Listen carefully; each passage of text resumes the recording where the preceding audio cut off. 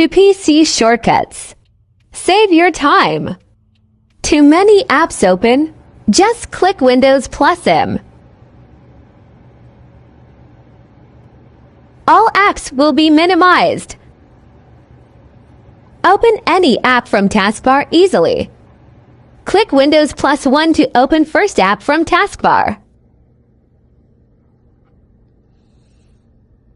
As I tapped Windows plus 2, it opened Snipping Tool.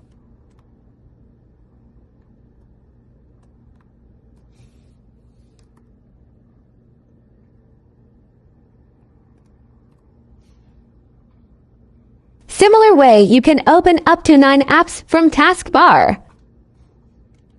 Just change the last number serial-wise of the app in the taskbar.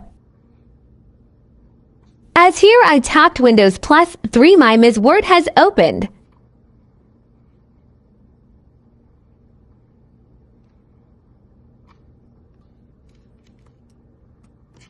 Follow us for more.